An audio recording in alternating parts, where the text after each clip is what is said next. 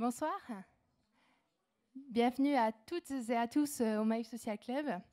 Pour ce temps où on se retrouve donc cet après-midi autour du thème Revégétalisons la ville. Donc juste vous repréciser comment va se dérouler ce temps qu'on va partager ensemble. D'abord, il va y avoir une conférence, un temps d'échange avec nos intervenants. Je vais laisser Anne-Sophie les présenter. On est ravis de vous accueillir tous aujourd'hui chez nous. Et puis ensuite, dans la foulée, on peut tous descendre en bas. Et si vous le souhaitez, vous exercez à la guérilla verte. La guérilla verte, c'est donc un atelier pour venir revégétaliser concrètement les espaces urbains.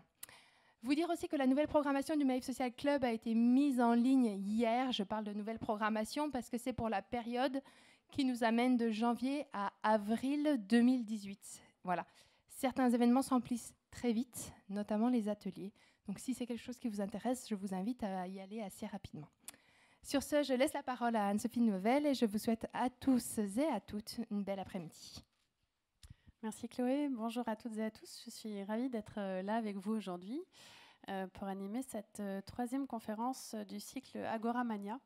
On a déjà abordé plusieurs fois la ville, mais par des angles différents. Et donc aujourd'hui, en effet, on s'intéresse aux villes vertes, ou comment, face à des villes qui sont de plus en plus peuplées, densifiées, de plus en plus chaudes aussi, on commence à se dire qu'avoir un peu plus de végétal, de jardin, c'est peut-être quelque chose d'important pour notre survie, tout simplement. Donc on va explorer ce sujet. On a 1h30 à passer ensemble, donc on va faire une bonne heure d'échange avec nos trois intervenants et vous aurez l'occasion aussi de poser des questions en fin de débat. Pour en parler, on a trois intervenants de choix. Je vais présenter d'abord Monsieur Gilles Clément. Vous êtes jardinier, paysagiste, botaniste, entomologue, biologiste et surtout écrivain. On vous a connu par différents travaux que vous avez pu mener dès le début des années 90 au jardin André Citroën, mais également aussi à la Villette. Vous avez développé des notions de jardin en mouvement, de jardin planétaire et vous allez avoir l'occasion de nous représenter un peu votre démarche et votre point de vue sur cette question du jardin en ville. On a aussi avec nous Thierry Boutonnier. Vous êtes artiste, une de vos œuvres est exposée en bas, vous pourrez nous l'expliquer tout à l'heure. Vous êtes aussi issu du monde agricole et vous avez une bonne connaissance des problématiques environnementales. Et tout ce cheminement fait qu'aujourd'hui, vous avez une position, les mains dans la terre et en même temps les pieds sur terre sur comment est-ce qu'on peut essayer tous ensemble de faire avancer ces sujets dans un mode de vie urbain. Et enfin, Alexis Gouin, vous êtes représentant. Alors, il y a une faute d'orthographe sur la présentation, il y a un U. Gouin, donc vous représentez le collectif Y'a plus qu'à, vous êtes architecte. Et vous aussi, depuis 2011, vous menez différents projets avec ce collectif pour essayer de réfléchir à cette notion de problématique urbaine, d'espace public. Et surtout, vous parlez du jardin, vous, comme d'une construction sociale. Donc, on va commencer avec Gilles. Je vais vous donner de quoi faire passer quelques images pour présenter un petit peu votre réflexion. Et après, on aura l'occasion de discuter ensemble de ces différents positionnements autour du jardin. Hop, je crois qu'il faut appuyer. Moi, je peux zapper. Le micro, oui, c'est important. Oui. Bon. Parce qu'en fait, il y a une retransmission sur Facebook. Bonjour Facebook. Non, je crois que je vais m'en sortir. Ça, je vais l'abandonner. Moi, par contre, je peux faire avancer les photos. Non, donc, il vous faut ça. Oui, mais je vais abandonner mon papier. Ah, d'accord, ok, super, pardon. Donc, j'ai 15 minutes, je ne sais pas si je vais y arriver, pour expliquer ce que c'est que la place de la nature en ville aujourd'hui, c'est-à-dire comment, en fait, on la voit, comment elle se transforme, comment les préoccupations ne sont plus du tout les mêmes que celles d'il y a une vingtaine ou une trentaine d'années. Je vais montrer 7 points un peu différents.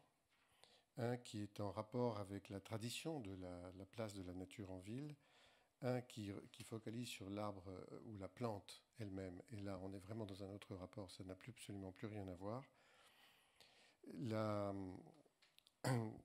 force de la nature sous son expression de sa diversité, troisièmement. Quelque chose d'autre qui était très ancien mais qui revient, c'est le potager. La question vivrière, le laisser faire, de la place des délaissés, cinquième point, le tiers paysage, je n'aurai peut-être pas le temps de le développer là, mais vous pourrez poser des questions si vous voulez. Sixièmement, la gratuité, le fait que le jardin peut nous être complètement donné, mais donné par les énergies de la nature. Là, on n'est pas dans le cadeau de quelqu'un qui... Non. Et puis, septièmement, la réalité de l'écosystème. Bon, voilà. Alors, c'est très vite. J'ai plus besoin de mes lunettes. Voilà, j'ai besoin de ça.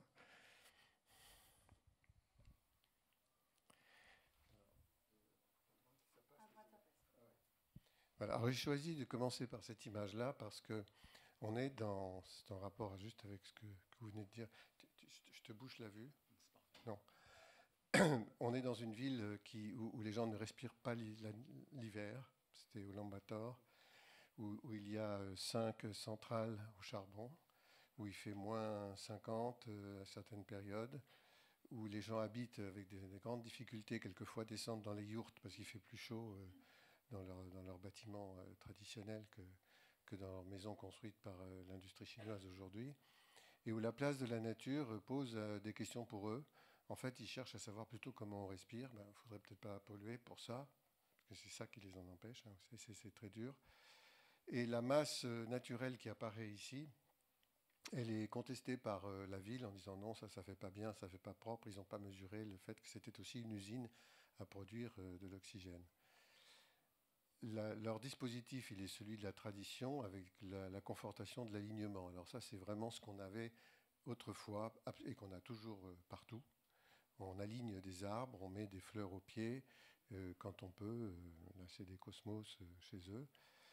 Et chez nous, on a fait pareil, toujours traditionnellement. Là, on est sur Paris. On aligne même du gazon, surtout s'il est en plastique d'ailleurs, sur les tracés de la voirie. C'est-à-dire qu'on n'apporte pas franchement le regard sur la nature, mais sur la confortation d'un urbanisme déjà dessiné. Ce qu'on devine, mais ça se voit mieux quand on est sur le terrain, c'est qu'on retrace les lignes qui existent et qui sont celles de la voirie. C'est cet exemple-là. Donc celui-là, je ne dis pas qu'il est complètement abandonné aujourd'hui, mais il n'est plus celui qui répond à une nécessité de la confortation d'un urbanisme par l'architecture, qu'on trouve encore, même là, ça c'est en Algérie, c'est à Oran, c'est extrêmement classique, et qu'on ne sait pas utiliser, je dirais, entretenir quelquefois, vous le savez partout, dans toutes les rues. Ici, moi je suis intervenu à une certaine époque sur certaines rues à Paris pour dire qu'il faut changer les espèces, elles sont beaucoup trop grandes. Les branches rentrent dans les maisons, quoi. Donc il faut les tailler. Et il vaudrait mieux, pour éviter de les tailler, ne pas choisir ces espèces qui poussent trop grandes. Voilà, alors on les massacre, ça ne sert à rien, ça ce sont des arbres traumatisés. On est dans une petite ville près du Mans. Le deuxième point, donc, c'est le sujet. Là, on est dans un alignement tremblotant et on l'accepte. De toute façon, il n'y a pas le choix, c'est en état Ispahan. Les arbres ne peuvent pousser que dans des endroits où on amène l'eau en courant. C'est vraiment, il n'y a pas d'autre solution pour faire venir la nature. Il y a un parc juste à côté, et comme ça que ça fonctionne. C'est assez singulier parce que ça n'existe pas partout dans les villes, et je voulais vous montrer cette image à cause de cette particularité-là. Là, on commence à dire l'arbre est très important. C'est le sujet. Même si on circule en vélo, là, on va faire un petit tour. Et la ligne, vous voyez, ils ont mis un pointillé qui tourne, c'est-à-dire qu'on respecte la position de l'arbre dans l'asphalte. Bon, un peu partout, on voit, c'est beaucoup sur les platanes, les lignotubères, c'est-à-dire la partie comme ça, peut prendre des proportions considérables, et elle fait dire qu'il faut refaire les trottoirs, qu'il faut abattre l'arbre, enfin, vous voyez, bon, on peut se contenter de son existence, puis quelquefois, oui, peut-être désasphalter. Enfin, moi, je me suis intéressé à ça parce que j'ai été appelé dans des cours d'école où on m'a dit les enfants, ils tombent parce que les arbres ont des racines, donc il faut asphalter, donc il faut bétonner, parce que ça fait des reliefs. Sauf que si on fait avec de l'asphalte, de toute façon, ça fera aussi des reliefs. Voilà, ça fait ça. Hein. Les arbres, ils sont puissants. C'est mon sac, vous voyez, ça donne l'échelle. On est à Châteauroux, là. Alors, je passe en vitesse. Et puis, parfois, il est sacralisé. Alors, on l'a bien taillé un peu, celui-là, à Saint-Étienne, mais il y a des associations qui en font des fêtes régulièrement. Ça s'appelle, comment elle s'appelle cette asso? J'ai oublié son nom. Ou alors, on le met en défend. Et là, on est dans une cour. C'est une photo d'il y a 15 jours. Une photo dans une école qui est le lycée, pas une école, c'est le lycée français à Madrid. Donc on a mis vraiment quelque chose de bien dur par terre, c'est de l'asphalte, stabilisé, renforcé. Et je n'ai pas compris pourquoi ils avaient fait ça. Si c'était pour protéger l'arbre, j'ai pas eu la réponse. Hein. J'ai demandé, mais j'ai pas eu la réponse. Bon, c'est un olivier qui est enfermé. Ça, c'était il y a quelques jours aussi, à Cayenne, où on a sacralisé ce manguier. J'ai jamais vu un arbre aussi grand, un manguier aussi grand. Hein. Il est complètement fou. Donc, lui, il sert un peu. Les gens viennent se ramasser à l'ombre. On est dans le pénitencier. On est dans un endroit terrible. Hein. Mais lui, bon, il a. Et ça, c'était quelque chose que j'avais trouvé étonnant, qui était le pagnan qui avait résisté à la tempête VNA, je ne me souviens plus comment elle s'appelait, en 84 non, je ne sais plus laquelle, Erika. C'était la tempête Erika. On est en Nouvelle-Calédonie, à Nouméa. Et tous les autres arbres étaient tombés. Lui, il avait résisté. C'était super. C'est un arbre à palabre. Hein. Bon, voilà. Et dans cette espèce de considération de l'arbre et de sa sacralisation, on va assez loin. On va même jusqu'à, vous savez, faire des immeubles qui se transforment en végétaux, ou presque. Hein. Ça, c'est très contestable, parce que je ne sais pas comment on fait là, quand les pommes, parce qu'il y a des pommiers, tombent dans la rue. Avec un casque. On marche avec un casque, peut-être. Bon, c'est une architecture qui est connue aujourd'hui, c'est Stefano Boeri, on est à Milan, mais c'est peut-être pas exactement ça qu'il faut faire. En même temps, ça veut dire qu'on en a besoin. On a besoin de ça. On a besoin de ça, on a besoin de ça, on fait des bêtises avec tout. Bon, ça, je ne peux pas ne pas montrer ça. C'est la nature dans la ville. Alors là, on a de la nature, là, c'est des herbes qui ont été fauchées. Puis là, vous voyez bien ce que c'est. Hein. Il y a même un petit rebord pour pouvoir le rouler quand on passe là. Voilà, c'est le terrain de sport du lycée français de Madrid. L'ambassadeur de France était là. Moi, je faisais un atelier avec des jeunes. Hein. Et il venait inaugurer ce machin qui a coûté. Hein. Je ne vous raconte pas le prix. J'étais sidéré. Je l'ai oublié même par prudence pour ne pas me traumatiser. Et alors, il faut, vous voyez, c'est du gazon en plastique, donc il faut l'arroser. C'est très important parce que quand on joue, c'est un pays où il fait chaud. Hein. L'été, il n'y a pas d'eau depuis extrêmement longtemps, donc l'eau coûte cher, on l'arrose quand même parce que ça brûle. Là, on est dans un pic ça s'appelle le stupidocène. Voilà, il faut dire qu'il est très grand, ce terrain. Il y a 10 hectares en tout. Ils ont la place de faire un très grand terrain de sport. C'est vrai que ça marche, quoi. Alors, quelques exemples pour montrer une nature en ville qui a une autre présence. Ça, c'est le jardin de l'Arche qui maintenant est abandonné. Il est détruit parce qu'il y a un stade Arena. Enfin, j'ai eu l'occasion de faire ça. C'est avec Paul Chemetov qui a fait l'architecture. Bon, c'est dommage que ça ait disparu. Hein. Là, on a une diversité, on a une liberté laissée au comportement des végétaux, un entretien qui est extrêmement faible. On n'a pas envisagé ici la possibilité d'une culture vivrière, mais ça pourrait s'inventer au-delà. On est en pleine ville.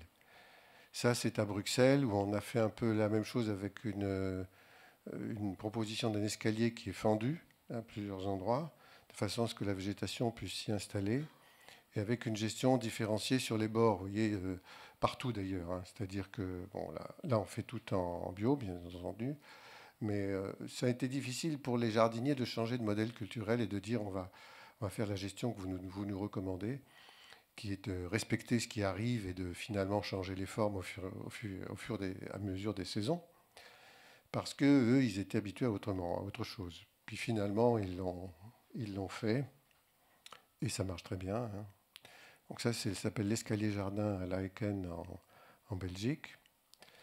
Là, vous connaissez peut-être, c'est le jardin du musée du Quai Branly, où il y a une certaine liberté, mais c'est assez facile à gérer parce que... Ah, tiens, non, il manque 2 images. Bon, tant pis. Parce qu'on a un couvert de plantes gramineuses ou graminées même, qui ne sont pas du tout exigeantes, donc ça ne pose pas de problème. En ville, maintenant, on nous demande des potagers. On nous demande des jardins vivriers, donc c'est le thème suivant. Ça prend une proportion considérable et ça répond à 2 choses. La possibilité de faire venir des gens entre eux qui ne se seraient jamais rencontrés s'ils n'avaient pas le jardin. Et là, quelquefois, et c'est assez basique dans certains endroits, c'est comme ça, c'est la raison économique. En plus, il y a la qualité. Alors ça, cette qualité, elle peut se discuter du fait que dans certains lieux, on reprend des terrains pollués. Ça se complique, hein. C'est le cas de Roger Després. Enfin, on a fini par trouver des solutions, le jardin de l'Arche. Voilà, alors, il y en a partout, il y a des jardins partagés, il y a des jardins familiaux, ça c'est autre chose, c'est un autre thème. Mais il y a maintenant plus disons, de valeurs constructives, dynamiques à partir du partage, parce qu'il y a une valeur pédagogique très importante dans ça. Les gens se passent les messages pour dire comment on jardine et tout ça. Enfin, moi, je ne sais pas, je me souviens, il y a quelques années, on interdisait dans les classes de montrer aux enfants comment on germe je sais pas, un haricot, parce qu'il fallait de la terre, et que la terre, c'est dangereux. Il y a eu ça quand même, c'est sale. Voilà. Alors heureusement, ça a fait un peu de progrès, mais moi j'ai connu ça, quoi. Les profs, ils cachaient leurs trucs derrière pour que l'administration ne sache pas qu'ils montraient, ils faisaient ça, vous voyez. Bon, ça a un peu évolué. Et je pense que les jardins potagers en ville, là on est à Lyon, jouent un grand rôle. Là on est à Paris, rue Trousseau, parce que il y a des fêtes, il y a des cuisines, il y a des rencontres comme ça. Vraiment, enfin, vous connaissez peut-être parce qu'il y en a maintenant plus d'une centaine quand il y en avait un il y a 15 ans. Rue Trousseau, justement, c'est celui-là. Voilà. Et puis, il y a des animaux qui arrivent. Ça, c'est complètement nouveau, hein.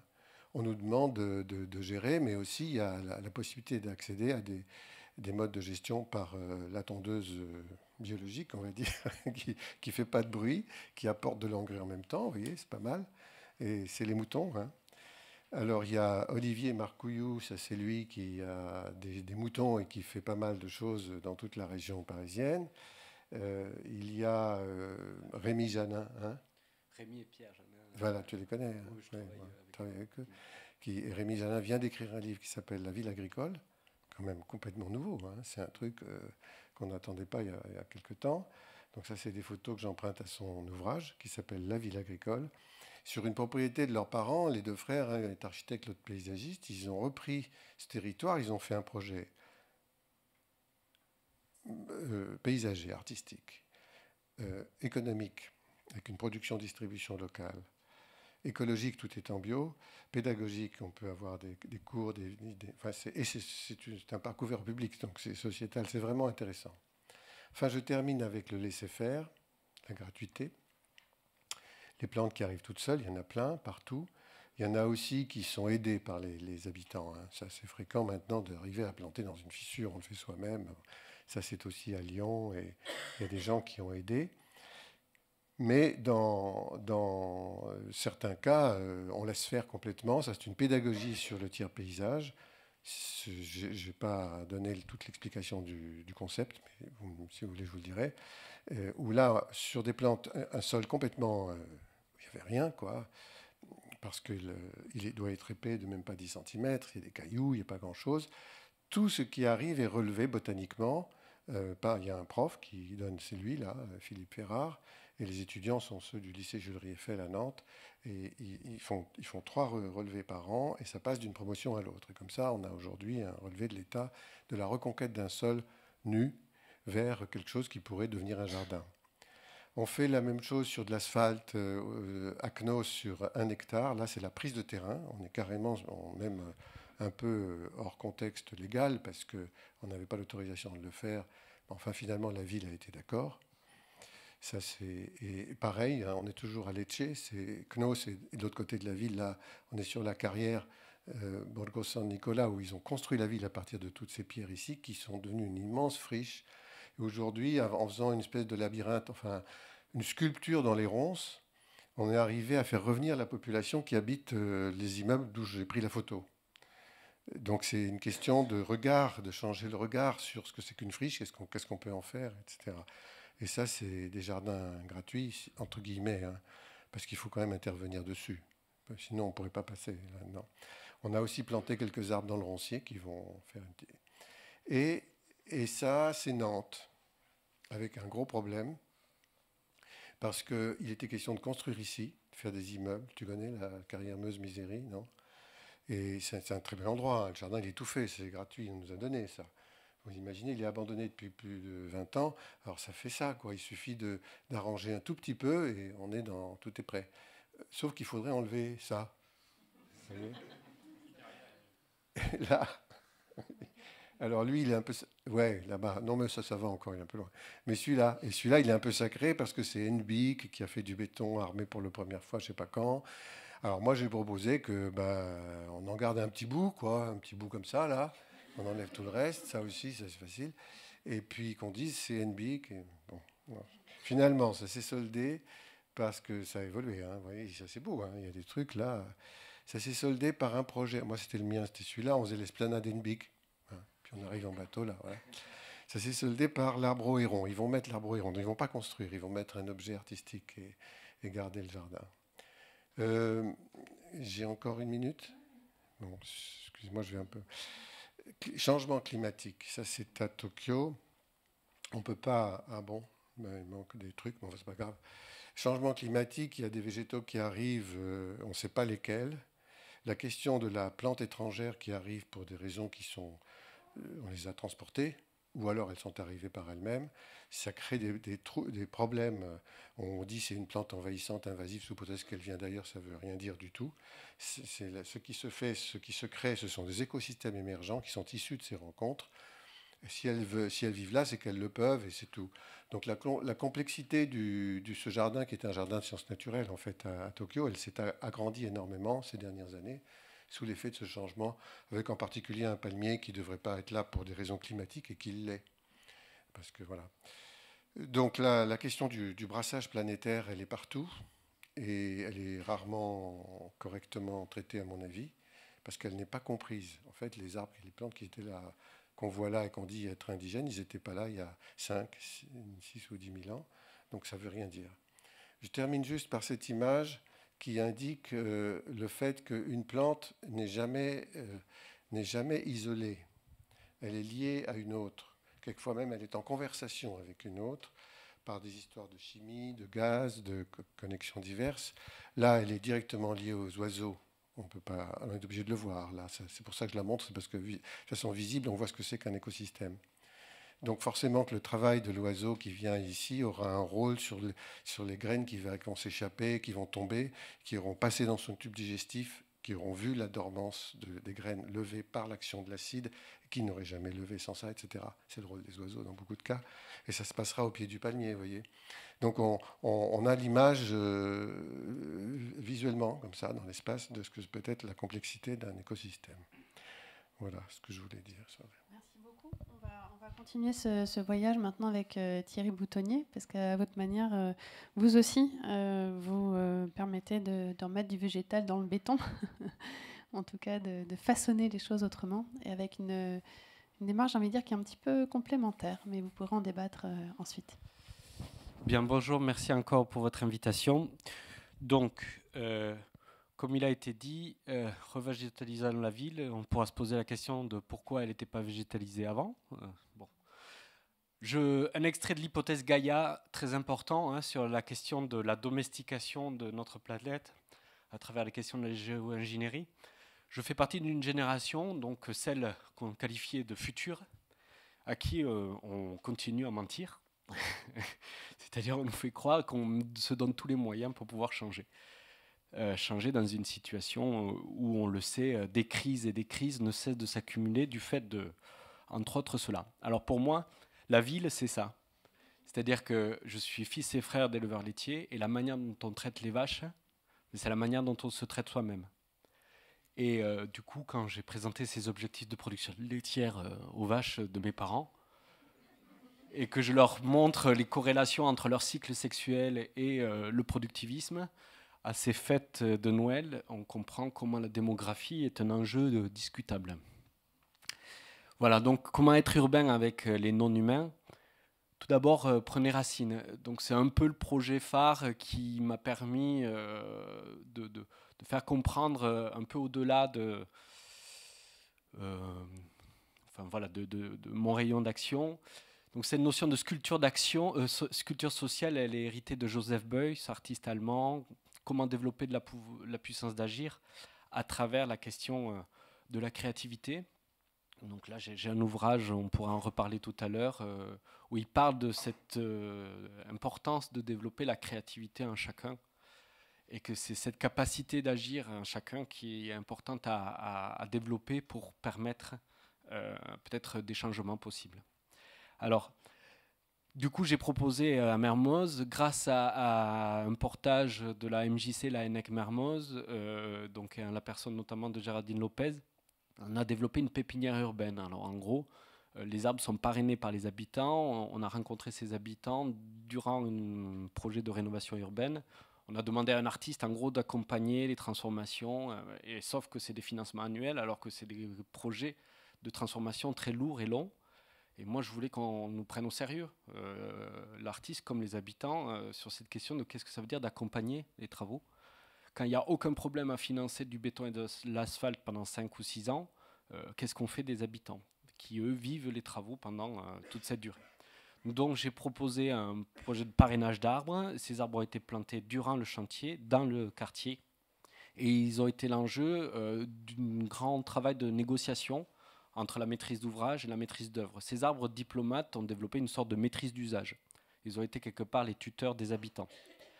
Et alors, ce qu'il faut savoir, c'est que cet érable rouge, du coup, des aménagements paysagers des années 50-60, allait être coupé. Et le simple fait de s'être adossé à cet arbre durant tout le temps de la pépinière a permis de reconsidérer sa valeur. Évidemment aussi grâce au travail de Gilles, qui permet, et de Francis Allais, hein, évidemment, très grand botaniste et artiste, et qui aussi nous aide à voir autrement. Donc les fêtes, très important la fête, hein, on ne fait pas des choses sans s'amuser. Et ça c'est important aussi de reconsidérer les quartiers, pas comme des lieux inhabités où on va y faire des travaux et puis les gens en poussette ou en djellaba qui nous gênent, on essaie de ne pas les voir, quoi. Non, au contraire, ce qui est important c'est de justement de rendre visible, de faire la fête, de montrer la vitalité et les qualités de ressources. Et les quartiers qui subissent les rénovations urbaines sont des quartiers qui ont des grandes qualités en termes de qualité des sols, même si tout est évaluable et contestable, évidemment. C'est des espaces qui ont déjà où on peut voir le ciel. Je ne suis pas sûr que rue de Turenne, on ait la capacité de voir autant le ciel qu'à Courbevoie ou à Courneuve. Donc là, on était en train de faire des chantiers jeunes avec Zayan, Inde. Donc en gros, il consistait, suite à la pépinière urbaine, les arbres étaient transplantés temporairement. Donc on contrôlait un peu le système racinaire et après on les a déplantés pour les transplanter définitivement sur un espace de verger. Alors initialement, il ne devait pas y avoir de verger, il ne devait pas y avoir de parrainage d'arbres, etc. Donc c'est parce qu'il y a eu ce projet qu'il y a eu une renégociation et qu'à la fin, entre la maîtrise d'ouvrage et la maîtrise d'œuvre, on a libéré 800 mètres carrés pour faire un verger commun et avec du coup de la culture en pied d'arbre. Et il y a aujourd'hui une activité de maraîchage, etc. Donc c'est aussi important de dire que de l'autre côté de Mermoz, il y a aussi les jardins de clarté, donc où il y a déjà aussi des pratiques horticoles qui existaient, quoi. Donc tout ça s'alimente. Alors mon travail est un peu buissonnant. Et à partir du projet Prenez Racine, du coup, on a mis en culture des rosiers de Damas pour les nouveaux habitants, puisqu'on nous avait limité en quantité d'arbres. Il n'était pas possible à cause des problématiques d'appel d'offres, etc., puisque c'est la concurrence déloyale, hein, que les habitants cultivent les arbres et les plantes eux-mêmes, etc., par rapport à la logique des appels d'offres. C'est pas normal vis-à-vis de la puissance publique que nous sommes. Bon, c'est bizarre. Bon. Alors, en tout cas... Ces rosiers de Damas ont la grande qualité d'offrir un parfum à la floraison qui peut être distillé. Et en distillant ces roses, on en fait de l'eau de rose. Et donc là, j'ai été invité avec la Biennale d'art contemporain à Vetuta à planter 400 pieds de rosiers dans différents types de territoires de la métropole de Lyon. Et donc là, c'est à Rieux-la-Pape. Et on fait des rangs horticoles. L'idée, c'est d'avoir une plantation qui permette la cueillette. Donc, je ne suis pas paysagiste, assez piètre jardinier comparé à ma femme. Voilà, si tu m'entends. Donc, avec les habitants qui ont des savoir-faire, j'ai appris beaucoup à leur contact, notamment parce qu'il y a des familles syriennes qui sont accueillies dans les quartiers et qu'elles ont une connaissance de la cueillette, des gestes très précis pour pouvoir déflorer. Donc voilà, bon. Donc là, l'alambic, fameux alambic qui permet la distillation et qui est réactivé en pied d'immeuble avec les habitants. Et on travaille aussi avec le laboratoire de biotechnologie végétale de Saint-Étienne, qui est le laboratoire qui permet d'analyser la qualité des parfums et de voir quel est le lien entre couleur, odeur et du coup comment les gènes ou pas interagissent avec des insectes, par exemple. Donc là, bouturage, c'était il y a 2-3 semaines. Et là aussi, grâce au service Espace Vert, grâce aux transmissions des savoir-faire horticoles, pour décupler, développer encore davantage cette puissance d'agir. Donc le fait qu'on nous prenne un peu pour des idiots, hein, là je rappelle le rapport Brundtland en 1987 sur la question de l'expansion des villes. Tout est écrit, hein, je veux dire les scénarios, enfin on est très très intelligent. On sait ce qui peut être ce qu'on devrait faire ensemble. Mais malheureusement, voilà. Donc on voit bien, par exemple, sur un projet comme la ligne express du Grand Paris, comment on focalise sur les objets techniques, des gros projets d'infrastructure, comment on pense que ces solutions technologiques d'envergure vont peut-être solutionner les choses. Voilà, donc c'est pas suffisant, on le sait maintenant. Les autoroutes n'ont pas rapproché les gens. Je crois que c'est clair que la voiture a divisé, plus que mieux pour mieux régner, évidemment. Donc le projet Appel d'air, il s'agit donc dans la continuité d'un projet comme Prenez Racine ou de Rose, de cultiver des arbres. Donc je salue Yes We Camp qui est présent ici et qui nous a aidés donc à faire que les arbres qui vont être sur les parvis de gare, chacun de ces arbres sont maintenant transplantés, cultivés par les habitants du Grand Paris, selon leur proximité avec les gares, avec une idée d'arbre témoin, parce que ces Paulownia tomentosa, qui sont des arbres chinois impériaux arrivés au 19e siècle, les gens les croisent dans la rue sans les connaître, ils ne connaissent pas le nom, cette question de la reconnaissance du nom, etc. Donc, comment végétaliser si on ne sait pas nommer, si on sait pas... Donc, comment transmettre cette histoire? Et tout le travail de ce type de sculpture sociale où on s'adosse à la puissance du végétal a pour but de développer des connaissances et de rentrer d'une manière sensible. Alors, du coup, voilà, là... Lucia, donc Lou et Célia, Lucia c'est l'arbre et Lou et Célia donc toucher la feuille de Paulownia qui est très douce, qui a un parfum de cacahuète et voilà, donc redévelopper cette sensibilité. Là on a Ouria avec Jouba, Mélusine et Gustave sont en bas dans l'exposition. Ce sont des arbres éclaireurs qui ont subi tout le stress que nous pouvons vivre nous-mêmes dans des situations de nomadisme où nous ne savons pas trop comment prendre racine tout en restant ouverts et accueillants. Donc voilà, donc ces arbres-là vont être accueillis. Donc là, c'est un atelier de taille de pierre à la pépinière des Groux. Donc la pépinière des Groux est un projet à Nanterre, Nanterre-la Folie, donc porté par Yes We Camp, TN+, etc. Donc d'une friche, d'un tiers paysage, comment le cultiver, proposer une réappropriation. Et la terre qu'on voit là, c'est de la terre de Noisy-le-Champ.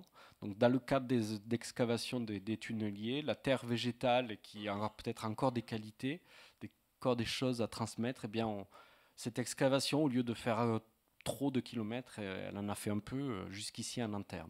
Et cette terre est le support d'une mise en jauge de ces arbres du Grand Paris qui vont trouver place sur le parvis. Et donc là, leur taille correspond au cahier des charges dans lequel ils sont contraints. Mais évidemment, ces arbres repères, ces arbres témoins, vont aussi transmettre des savoir-faire en termes de semis, de bouturage, etc. Donc je vous invite à vous tenir au courant. Ce projet va durer jusqu'à la livraison de chacune des gares, jusqu'en 2030. Et ces arbres seront le support du souffle de chacun des parrains marraines qui les auront cultivés, dans le sens où je collecte avec l'association Coal Art et Environnement le souffle de ces habitants qui parrainent les arbres dans des bouteilles de limonade, fermées mécaniquement, et puis ensuite ce souffle, on va le réinjecter dans une sorte de résine végétale, des matériaux biosourcés, certainement peut-être à base de lait, pour après les greffer sur les yeux de ces arbres qui seront charpentés pour du coup porter ces perles de souffle des habitants du Grand Paris. Et là, essayer de manifester Donc c'est clair, hein, c'est un travail qui fait la synthèse, qui essaye de créer des attachements et qui s'inspire beaucoup d'artistes comme Joseph Beuys, je l'ai dit, mais évidemment Giuseppe Penon et plein d'autres pratiques où la question du vivant devient l'enjeu majeur de l'art. Voilà. Bon, voilà, des choses assez importantes, hein, sur la question de changement de paradigme par rapport à l'art. L'art, c'est autant la manière de faire que ce qui est fait. Donc il faut absolument reconcentrer aujourd'hui notre regard sur la manière de faire et pas sur l'état de l'art, parce que ça pose de gros problèmes. Voilà. Donc anticiper les vides, juste pour prendre racine, les arbres parrainés, la seule manière pour la maîtrise d'œuvre de les intégrer, c'était de penser des vides dans les tableaux Excel des différents acteurs. Donc ça dit beaucoup sur la place de l'habitant, un vide. Voilà. Puis surtout la joie, quand même, beaucoup de joie et d'énergie et d'inspiration à travailler dans une situation où on est face à la complexité, face à des enjeux de l'ordre de la survie et l'importance aussi de travailler dans la durée, d'être dans la présence, mais avec cette projection de durabilité. Voilà. Bon. Puis des surprises, beaucoup. Et la fête, surtout. Voilà, merci, excusez-moi. Merci Thierry. Non, faut pas s'excuser. Bon, je suis un peu bavard. Merci. Alors, on a vu avec Gilles comment travailler le lien entre végétal et urbain. Ici, on voit aussi comment le végétal sert à retisser aussi du lien social. J'ai l'impression que le collectif Yopluka, vous faites aussi une synthèse de tout ça. C'est-à-dire vous êtes un collectif d'urbanistes, d'architectes, et vous travaillez sur ces 3 dimensions, même si elles sont toutes très liées, avec des projets que vous pouvez nous présenter également, avant qu'on puisse aussi débattre un petit peu des enjeux autour de la ville verte. Bonjour à tous. Du coup, je suis Alexis Gouin, architecte. Donc, je fais partie d'un collectif qui rassemble du coup des architectes, des urbanistes, des artistes et des constructeurs. Et donc, on se pose la question de nouveaux programmes, donc dans un urbanisme qu'on appellerait intermédiaire, donc qui parle de ces espaces, de ces non-lieux, de ces programmes entre eux, de l'urbanisme et une conception plus des espaces publics. Et donc on propose une vision aussi qui est ancrée et qui parle de l'architecture qui pourrait répondre à un besoin social de nos sociétés, notamment du coup en ville, donc dans l'urbanité. Donc on se pose dans la question dans le contexte actuel du coup de l'écologie, du développement durable, comment le fait culturel peut devenir une nouvelle entrée et un gage de durabilité dans la construction du projet. Donc comment effectivement on pourrait ancrer aussi, donc on parlait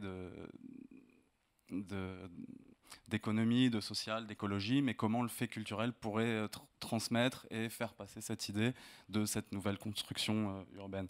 Donc on essaye de proposer une nouvelle écologie du projet qui se baserait sur des outils et des situations et des stratégies qui permettraient de mettre en lumière en fait cette organisation sociale. Donc, comment le projet architectural est un outil d'expérimentation, mais aussi le lieu de l'expérimentation en elle-même.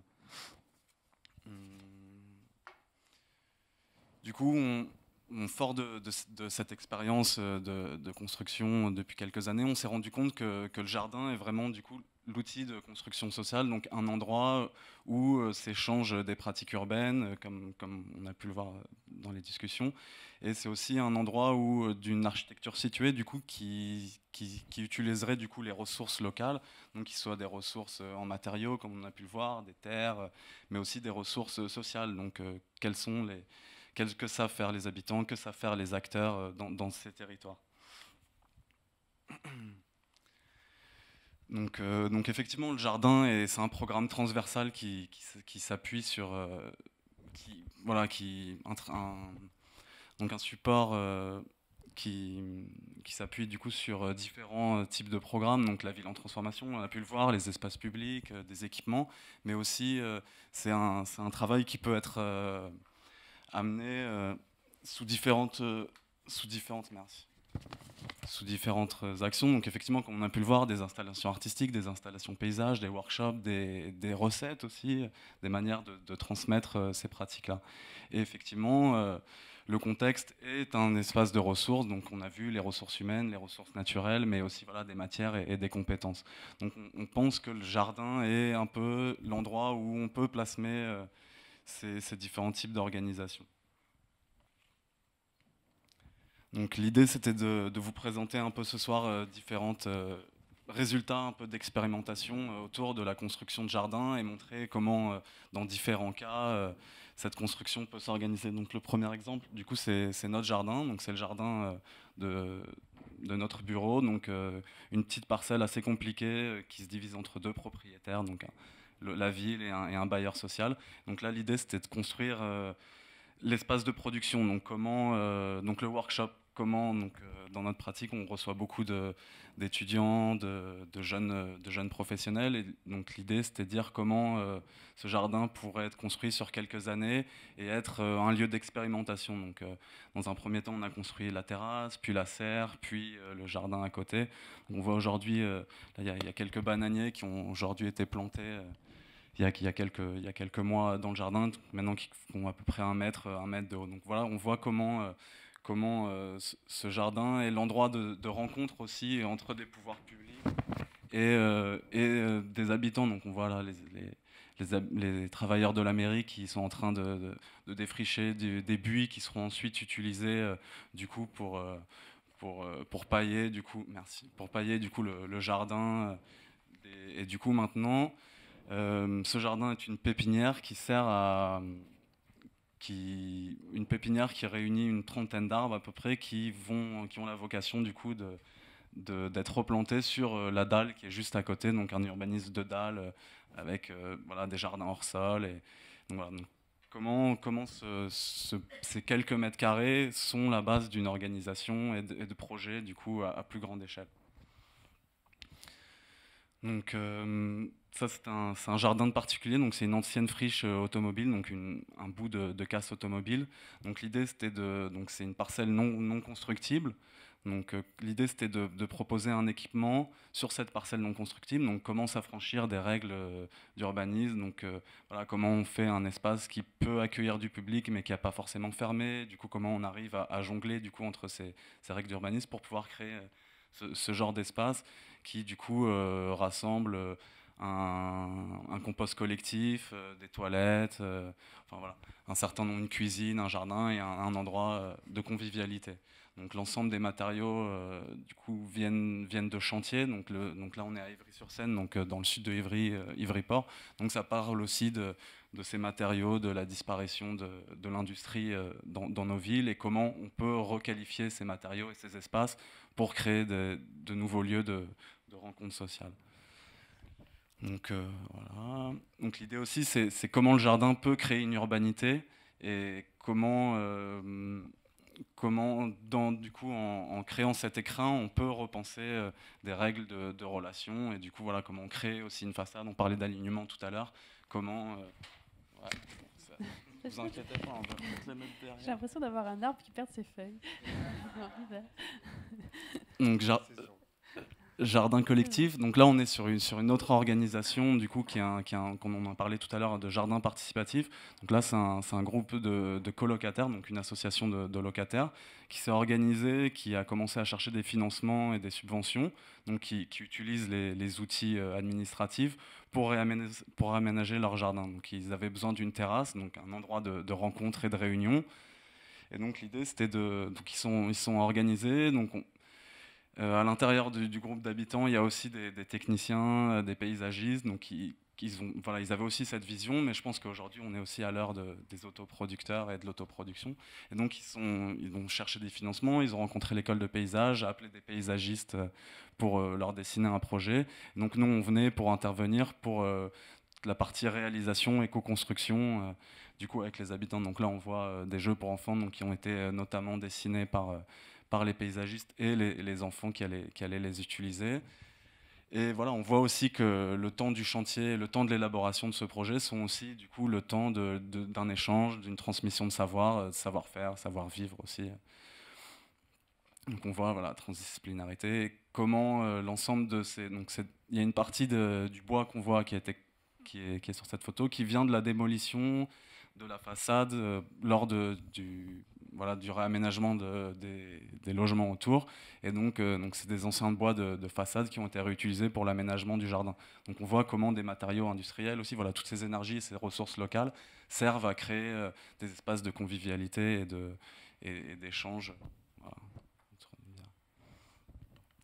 Donc, donc on a un deuxième exemple de jardin participatif donc avec une autre organisation. Donc là, c'est après un sinistre. Après la sinistre, leur assurance les a dédommagés pour dommages et intérêts. Donc ils ont décidé d'utiliser cet argent pour construire un certain nombre d'équipements qui leur manquaient pour l'instant dans le jardin. Donc un clapier à lapin, une cuisine, le lieu d'un AMAP, un atelier, un certain nombre de programmes nécessaires au jardin. Et donc l'idée, c'était pareil, comment transformer cet espace et comment utiliser les règles d'urbanisme pour les tourner à notre avantage. Donc aujourd'hui, à la suite de la création de ce projet, cette parcelle est passée donc dans le nouveau PLU en espace vert, donc, qui est devenu non constructible grâce à ce projet-là. Et donc c'est ce qui s'est passé aussi pour l'ensemble des parcelles autour qui aujourd'hui sont en train de se poser la question, est-ce qu'il pourrait y avoir d'autres jardins ou pas aux alentours. Donc on voit l'endroit de la fête, de l'échange, effectivement. Donc support à des interactions sociales. Donc on peut voir que l'ensemble de ces jardins pose des questions aussi assez philosophiques sur les valeurs qu'on pourrait se donner comme voilà, les nouvelles valeurs à l'heure du développement durable. Donc autant sur la manière de décrire le projet, de le discuter, de l'élaborer. Voilà, sur cette question du design intégré, de comment l'expérimentation, la ressource, ces modes de protocole peuvent parlent de l'horizontalité, parlent d'une nouvelle manière aussi de transmettre les savoirs avec cité d'open source, de transmission. Et enfin, du coup, l'idée des relations sociales et comment on pourrait se réapproprier nos espaces pour s'émanciper. Donc ça pose aussi la question comment...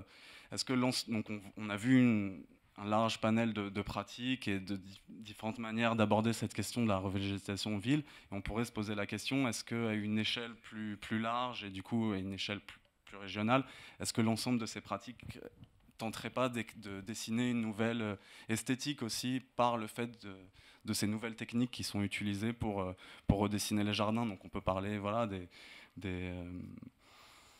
du permis de végétaliser, des nouveaux outils administratifs qui sont mis du coup à disposition des citoyens pour redessiner ce nouveau paysage. Donc on a eu l'occasion de participer à la première étude sur la petite ceinture dans le 12e arrondissement, du coup sur des questions de mise en valeur, de mise en perspective de cet espace qui semblerait a priori abandonné, peut-être sûrement du fait de sa non-nomination. Du coup, l'idée, c'était de créer un point de vue et de montrer de quelle manière on pouvait voir le paysage sans forcément l'inscrire dans une obligation administrative, donc avec des conventions ou des trucs très figés. Comment on pouvait garder cette sauvagerie dans le sens botanique du terme, sur le fait qu'il puisse se réinventer et se redéfinir avec le temps. Donc notre parti pris paysagiste a plutôt du coup été de construire ce wagon, donc une plateforme d'une trentaine de mètres carrés qui se déplace sur les rails et qui du coup puisse donner un point de vue sur ce paysage plutôt que d'essayer de transformer le paysage en soi. Et donc le dernier exemple que je vais vous présenter aujourd'hui, donc on l'a appelé prototype dans le sens où comment un espace... donc là, on est sur un toit, dans le 12e arrondissement, sur un toit terrasse en béton, sur une parcelle qui n'est pas accessible par la rue, qui est accessible par un jardin public, donc de la mairie de Paris. Donc voilà, un contexte assez difficile. Donc l'idée, c'était de proposer donc, un programme de jardin, donc c'est un programme de jardin-école sur la question de la permaculture. Donc l'idée, c'était de comment proposer... un projet qui soit intégré dans le réseau urbain. Donc, la majorité des matériaux ont été récupérés sur la caserne de Reuilly, qui est une caserne militaire qui est en ce moment en travaux. Donc on voit les poutres en béton ici qui ont été démontées soigneusement, remises en valeur et réinstallées du coup dans le jardin. Donc on voit notamment donc, ces questions, donc, la charpente, des questions voilà, très techniques de portance, de normes sur les garde-corps, et comment, autour de la vision de ressources locales, on pouvait répondre à ces questions d'une manière peut-être plus souple ou plus intelligente que l'application telle quelle d'une norme ou d'un système constructif déjà rétabli. Donc là, le chantier donc, a été réalisé donc, par l'aide d'un bailleur social, d'un chantier école, d'une association de quartier, des entreprises de quartier aussi qui ont été intégrées du coup, au dessin du projet. Du coup, voilà, donc cette idée de comment établir un projet de manière transversale, donc avec les constructeurs, les habitants, les gens qui vont le réaliser et les gens qui vont l'utiliser. Merci beaucoup. Ça fait une bonne transition pour une question que j'aimerais vous poser à tous les trois. De comment est-ce qu'on fait aujourd'hui pour maintenir ce végétal en ville, le cultiver, le faire pousser, en impliquant les habitants, alors que les villes se densifient, voilà, on est en train de rogner sur les terres agricoles, de plus en plus on fait de l'étalement urbain. Comment on fait pour préserver ça, pour résister et surtout pour faire comprendre que c'est important de le préserver, parce que je sais pas voilà, si la culture progresse, justement, on en a beaucoup parlé, mais voilà, depuis 30 ans on dit qu'il y a une future génération, mais ça bouge pas. Gilles Clément, ça fait des années que vous travaillez là-dessus. Enfin, là on a des urbanistes aussi qui ont l'habitude de la gestion de projets vraiment dans le béton. Enfin, comment ça se passe? Quel est votre sentiment là-dessus?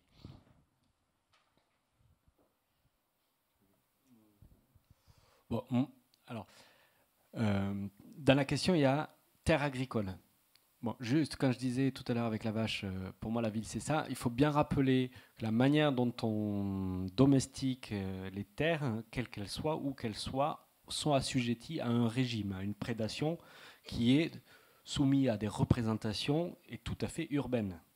Ce que je veux dire, c'est que je ne crois pas trop aux problématiques rurales et urbaines, je crois plutôt à des formes d'urbanité avec des densités plus ou moins grandes. Et quand la biomasse domestiquée à des fins alimentaires progresse d'une manière exponentielle, soumet la forêt amazonienne à du soja pour après être revendue sur des étals aux différents marchés du monde entier, il est clair que notre viande qui a grandi comme ça à côté pose question.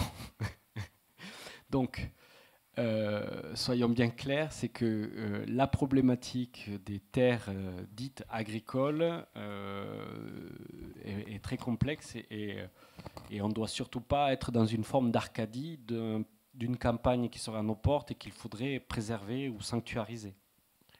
Parce que si on sanctuarise des terres agricoles dites peut-être raisonnées, j'y crois pas trop, pour faire n'importe quoi à l'autre bout du monde et continuer à faire que le régime alimentaire d'un enfant à Vaux-en-Velin ce soit du soda.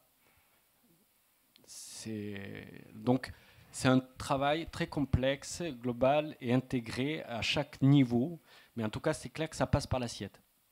Et en tant qu'artiste, j'ai une responsabilité pour donner un autre goût.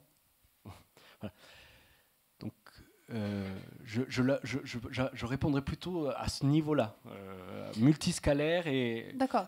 Mais par exemple, sur les projets que vous avez menés, c'était facile d'impliquer les habitants, de leur demander de venir s'occuper d'un arbre. C'est des choses où ils ont été très réceptifs? Alors, sur le principe, les habitants sont extrêmement accueillants, récepteurs et s'engagent. Dans la durée, évidemment, les formes d'engagement se distinguent en fonction de l'énergie que cela sollicite. Évidemment, bouger une motte de 5 kg, on ne le fait pas avec des personnes qui ont des difficultés de mobilité. Donc, du coup, ça suppose un peu tous ces degrés d'engagement. Après, le problème, c'est la prise au sérieux par différentes entités à différents niveaux de prise de décision de la construction. Et si les habitants voient qu'il y a du foutage de gueule, il y a découragement, dégoût, et c'est voire énormément contre-productif. En tout cas, ce qui est clair aujourd'hui pour des projets comme Prenez Racine ou Eau de Rose, j'ai reçu un accueil de différents niveaux de prise de décision, de la construction de la ville jusqu'aux habitants, assez favorable et qui a évolué.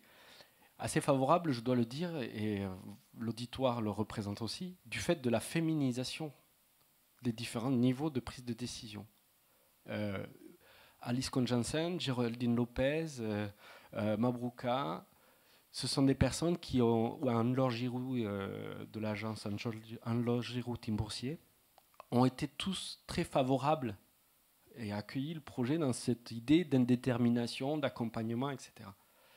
J'ai eu plus de difficultés avec des hommes blancs de plus de 50 ans. Je ne dis pas ça pour toi, Gilles. Alors, Gilles, Gilles, vous, votre sensation sur cette progression? Moi, je vois deux billets, deux manières possibles de faire. Je les ai expérimentés aussi, bien sûr. La première qui a encore pas mal de... On voit des rebondissements de ça. Dans plusieurs villes, il y a des prises de position comme ça qui consistent à dire, voilà, on va planter un arbre, et cet arbre, il aura le nom d'un enfant qui naît aujourd'hui. Donc il y a quelque chose une espèce de protection qui vient d'emblée du fait qu'il y a un arbre associé à un être humain. Mais la meilleure solution est encore de faire planter cet arbre, non pas par celui qui est né à l'instant, parce que là, ça ne marcherait pas, mais par quelqu'un qui est de la région, du coin, et si c'est possible, un enfant, enfin un jeune, quoi, et qui prend la responsabilité de la plantation. Et à ce moment-là, il y a quelque chose qui se passe qui est très particulier, et un attachement, et l'arbre, ils s'en occuperont. Alors, si en plus, ça peut être autre chose que des arbres. Un arbre, il y a quelque chose d'un peu mystérieux, de fantastique, ça vit vieux, ça fait des choses étonnantes, etc. Il y a un peu de presque sacré, finalement, comme ça. Bon. Mais ça pourrait être aussi intéressant avec les herbes ou les papillons. Sauf que là, c'est la deuxième... donc la première chose, c'est ça. Et la deuxième, c'est porter à la connaissance la complexité du vivant, apprendre. Mais même sur ce que l'on ne voit pas, mais à partir de ce que l'on voit. Si on dit à un gamin, voilà, le thyrien jacobais, qui en fait c'est un papillon qui s'appelle la goutte de sang, il vit sur le Zenson de Jacob, qui est une plante un petit peu envahissante d'ailleurs, mais il régule sa population. Mais lui, la chenille, elle est comme ça, elle est rayée, ouais, elle est jaune avec des bandes. Mais seulement les oiseaux, ils savent que ça c'est poison, ils ne vont pas la manger, etc. Ils rentrent tout de suite dans l'écosystème dont je parlais, j'évoquais sa complexité tout à l'heure. Ils adorent ça. Ils adorent comprendre ça. Parce que c'est amusant quand même de voir l'exuvie qui est la peau, on peut dire, l'habit, le vêtement d'une larve de libellule. Vous voyez, tout le monde connaît la libellule. La libellule, elles étaient là des millions d'années avant nous. C'est un des plus vieux insectes de l'histoire de la planète. Mais les gens ne s'intéressent pas trop à l'exuvie parce que c'est un machin creux, c'est vide. C'est ce que la larve aquatique dépose quand elle change, c'est sa dernière mue, qu'elle va devenir une libellule. Cette larve est aquatique et carnivore. Et il y avait un journaliste comme ça, du Point, qui était venu me trouver chez moi dans mon jardin. Il disait, ouais, c'est bon, c'était il y a une bonne dizaine d'années, on est prêt pour faire l'écologie et tout va bien. Alors je lui ai apporté l'exuvie en question. Je lui ai dit, ça c'est quoi? Je ne sais pas. Comment ça se fait? Comment ça se fait? Tout le monde connaît les libellules. Tout le monde. C'est là depuis tout le temps, toujours. Comment ça se fait? C'est très important, ça, la larve carnivore. Elle mange les larves de moustiques. Donc ça rentre, ça nous concerne. Pourquoi on ne nous apprend pas ça? Qu'est-ce qui se passe? Vous voyez, là. Si on apprend ça aux petits, les sciences naturelles n'existent plus. C'est un vrai drame. Ils adorent, ils comprennent, et après c'est fini, quoi. En plus, si on dit ça a un nom, ce qui a un nom existe, ce qui n'a pas de nom n'existe pas, ça change tout. Donc c'est ici la question de notre rapport au vivant, la façon de le laisser libre et surtout de réapprendre en fait à vivre avec. Oui, tout à fait. La nature, elle est d'accord pour vivre avec nous si nous sommes d'accord pour vivre avec elle. Mais pour être d'accord pour vivre avec elle, il faut la comprendre. Il faut qu'on ait les éléments du dialogue. Il y a un film incroyable qui a été fait il y a pas longtemps par Perrin, qui avait fait Le Peuple migrateur, vous savez. Et je crois que celui-là s'appelle Les Saisons, j'ai oublié le titre. Oui, Les Saisons. C'est ça, hein. Voilà. Il y a 2 ans. Le making-of de ça. Les humains qui sont occupés des animaux, ils les ont pris tout petits, et les animaux ont vécu avec et tout. C'est fantastique, parce que les animaux n'ont plus peur, ils parlent, etc. Le Costa Rica, qui est un pays qui a abandonné en 1970 l'armée, le budget de l'armée est passé dans la protection de la nature. Vous allez au Costa Rica, vous discutez avec les Coatis, avec les singes hurleurs, enfin voilà quoi. C'est invraisemblable. Donc c'est vrai, c'est possible. Bon. On commence à parler d'économie symbiotique, du nom d'un livre qui vient d'être publié et écrit par Isabelle Delannoy, qui est agronome de formation chez Actes Sud, où justement elle essaye de repenser notre économie à partir du vivant et à dire il faudrait qu'on remette cette nature et ce vivant au cœur des villes, parce que même cette nature nous rend des services écosystémiques. Et ça, voilà, est-ce que quand on est urbaniste, architecte, c'est quelque chose que vous sentez poussé, ou est-ce que ça reste difficile? Moi, je sais pas, par exemple, j'habite à Bordeaux, je vois que la ville s'étend à vitesse grand V. J'ai peur des îlots de chaleur, surtout qu'on est dans une région où il peut faire très chaud l'été. Et je me dis, ça, c'est pas pensé. Enfin, je vois du béton, je vois pas le reste, en fait. Et ça me fait peur, en fait. Et quand on y réfléchit, voilà, est-ce que vous sentez que les mentalités évoluent, ou est-ce qu'on doit encore y aller, quoi? C'est une question très, très compliquée, hein, là. Je peux y répondre oui, un petit justement, peu. Il faut prendre le temps. Tu veux parler d'abord? Vas-y. Oui. Nous sommes, nous, les derniers maillons d'une chaîne de prédation. Nous sommes hétérotrophes en tant qu'animaux. Les plantes sont autotrophes. Elles ont la capacité de synthétiser la nourriture qu'elles consomment, de la fabriquer. Nous, non, on est obligé d'aller la chercher. Nous sommes donc des prédateurs comme toutes les plantes, comme tous les animaux. Donc c'est une position difficile, hein, parce que ça nous oblige à consommer quelque chose qui ne dépend même pas de nous. C'est juste qu'il faut aller le fabriquer ou le chercher. Bon. Et nous sommes complètement dépendants de cette diversité. Si on ne prend pas la mesure de ça, évidemment que nous menaçons de façon absolument directe. Avec l'illusion de la maîtrise, en manipulant avec des OGM, on exclut petit à petit la part naturelle de cette nature en accroissant la part modifiée, donc manipulée, et on arrive petit à petit à quelque chose qui est, on n'y est pas encore, hein, heureusement d'ailleurs, une forme de symbiose, c'est-à-dire que cette nature manipulée dépend de nous.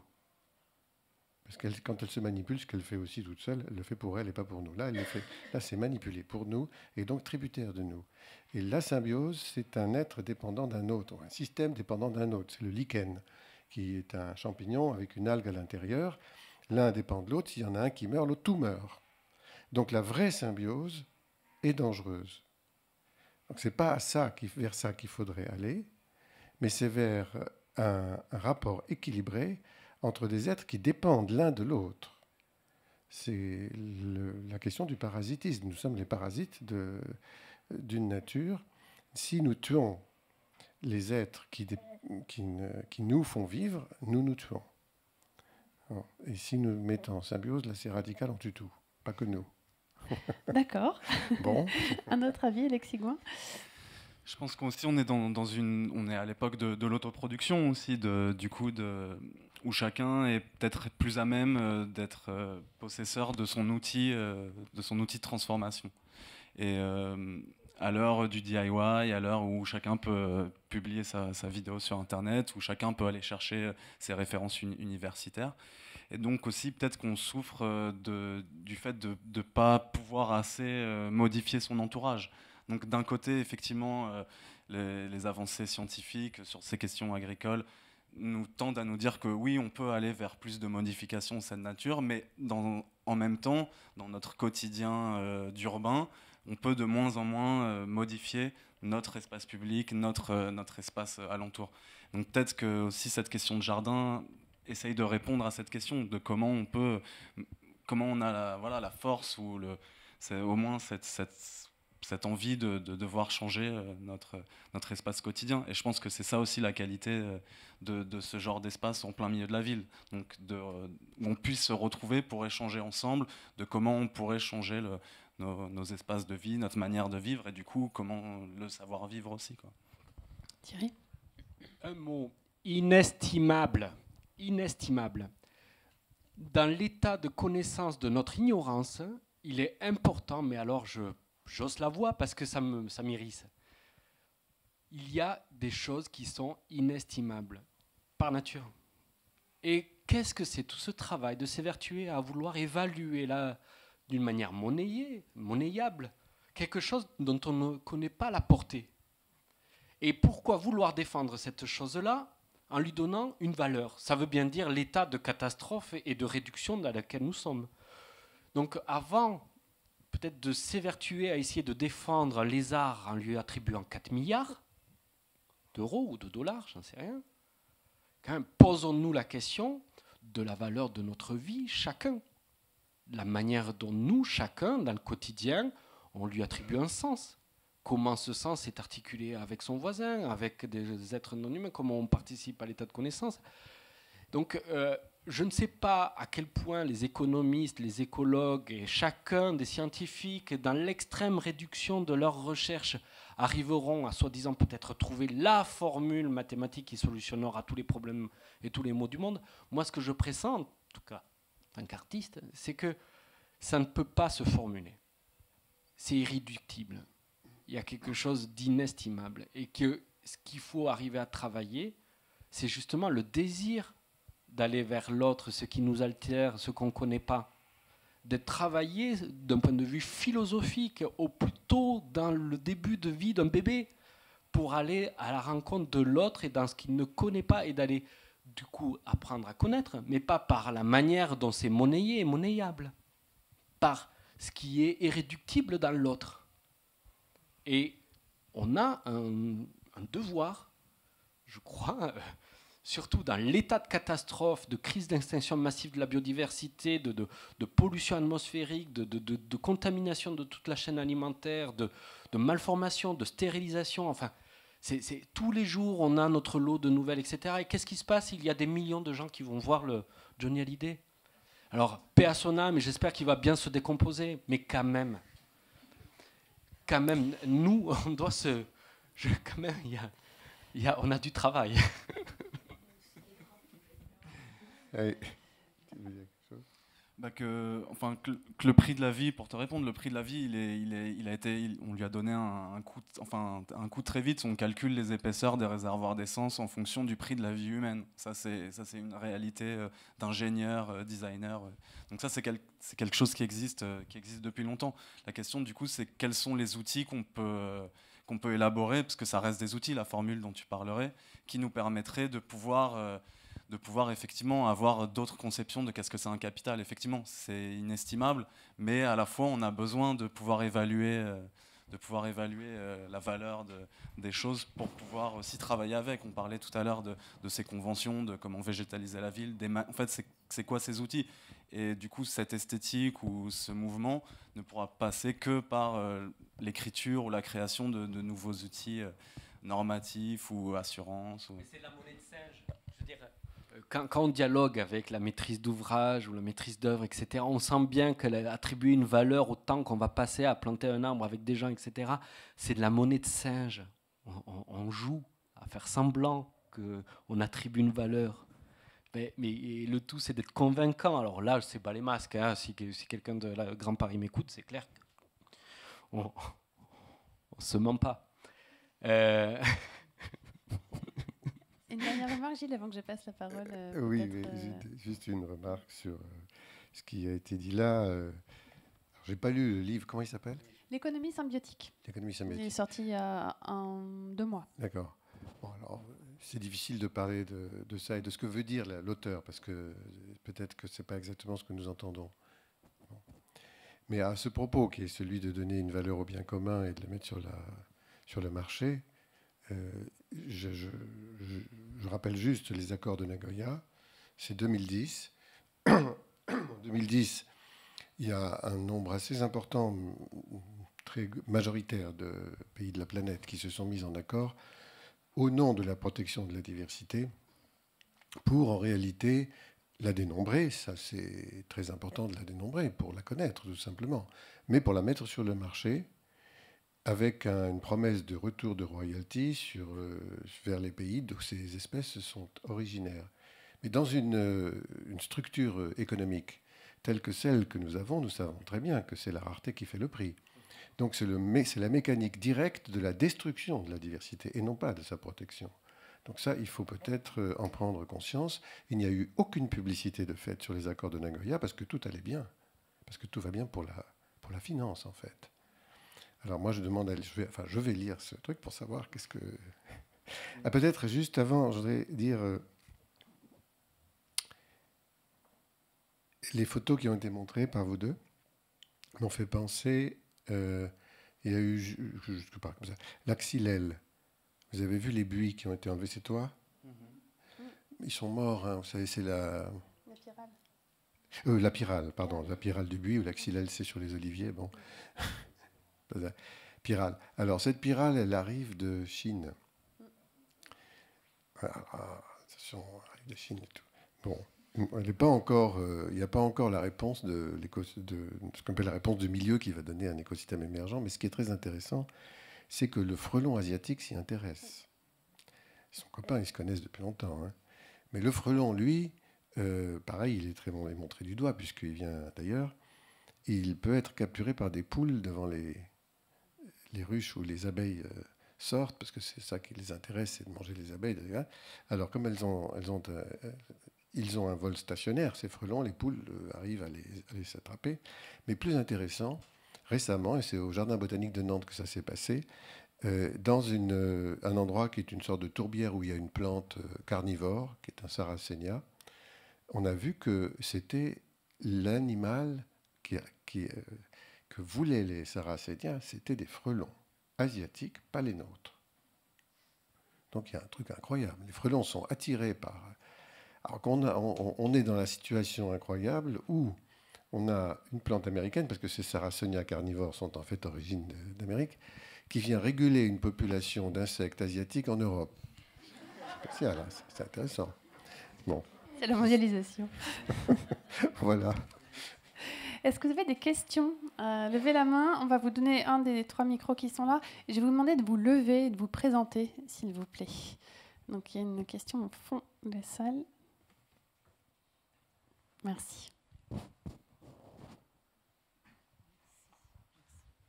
Bonjour, moi je m'appelle Madame Ayat, je suis sociétaire Maïf, mais avant tout professeure de sciences économiques et sociales dans un lycée.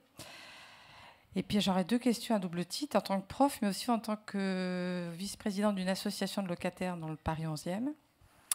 Alors d'abord, en tant que prof, vous avez évoqué un peu la question quand vous avez dit qu'il faut commencer dès la jeune enfance, parce que je pense qu'effectivement, demander à des habitants de se mobiliser pour planter, pour créer un jardin ouvrier, ce qui existait déjà il y a bien longtemps.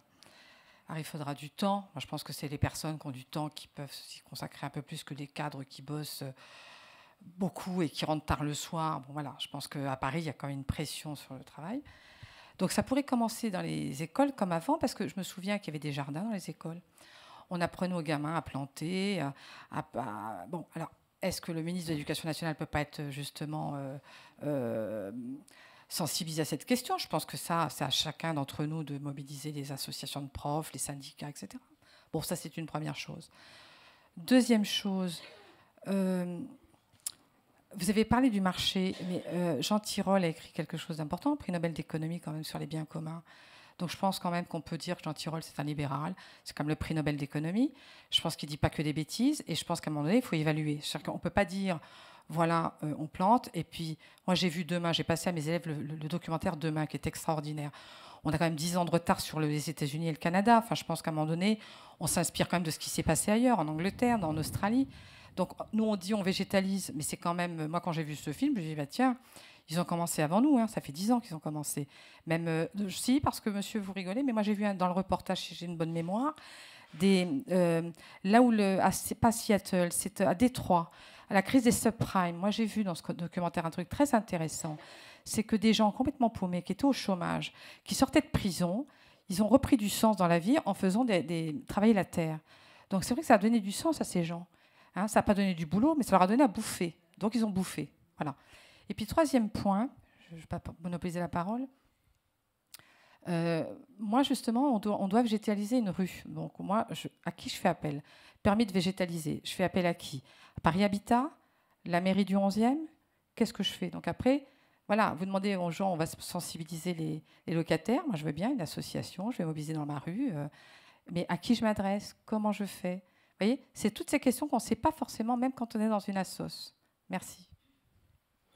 Il y a plusieurs acteurs aujourd'hui. C'est vrai que la mairie fait des permis de végétaliser, je crois, à Paris. Ouais, on est d'accord. Hein, ouais. Je ne sais pas comment ça marche parce que je n'ai pas eu besoin de m'en servir, mais... Un peu pour répondre du coup à votre dernière question. Donc il y a un permis de végétaliser qui existe, mais du coup qui est du coup plus qui émane des propres habitants qui décident de prendre à leur charge une partie de l'espace public et du coup donc, prendre à leur charge donc au sens juridique du terme. Donc plutôt pour des particuliers, non, mais ça peut se faire aussi par des associations.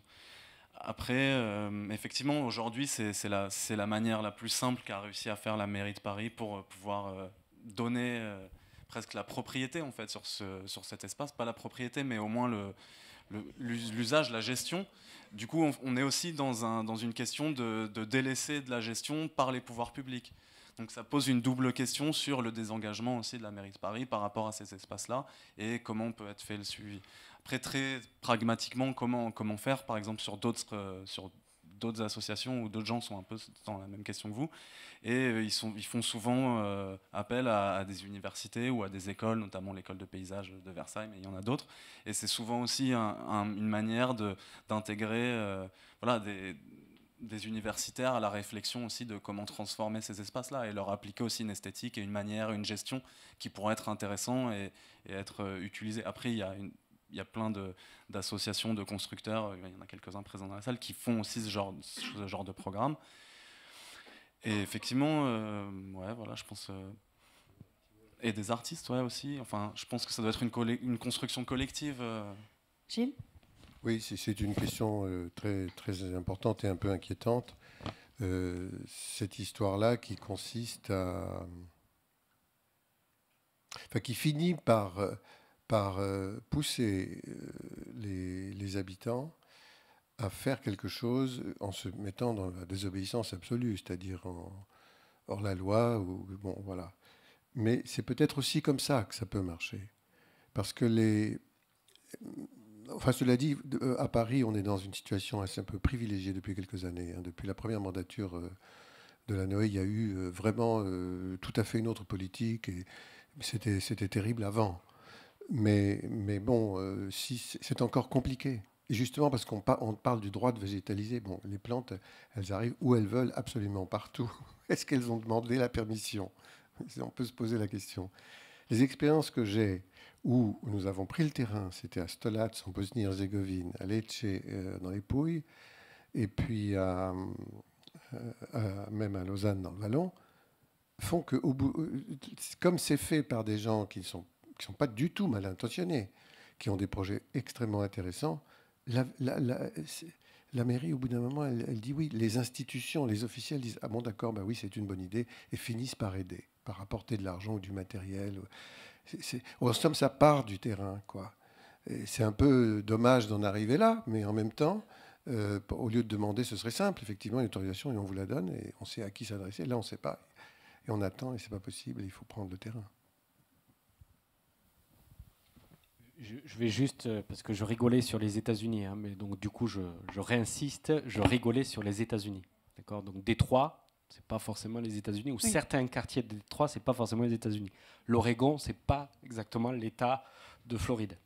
Et ce qui se passe comme feu en Californie et qui donc fait craindre le pire pour Los Angeles, me fait penser que, bon, certes, ils ont des changements sur la question du tri des déchets, mais sur la question de l'eau, et de la potabilité de l'eau et la question des grandes cultures dans le sud de Los Angeles, voilà, ça me pose question. Après tout ça, je vais regarder à travers effectivement des documentaires, en me documentant, et je pense que c'est évident, important, avant de mettre des personnes dans un sac, effectivement d'étudier les choses.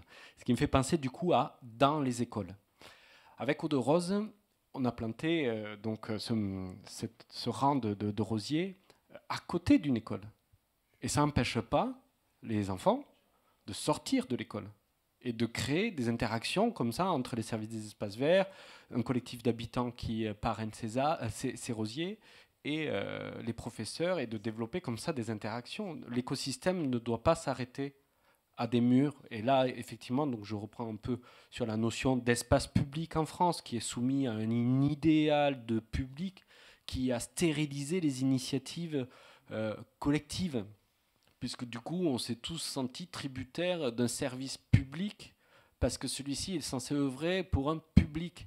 Mais si chaque citoyen associé ne se rend pas compte qu'il ait une puissance pour agir, ça se sclérose. Et il y a ce qu'on appelle un peu la grande fabrique de l'irresponsabilité. Aujourd'hui, on considère que c'est toujours la faute de l'autre s'il y a un problème, quoi.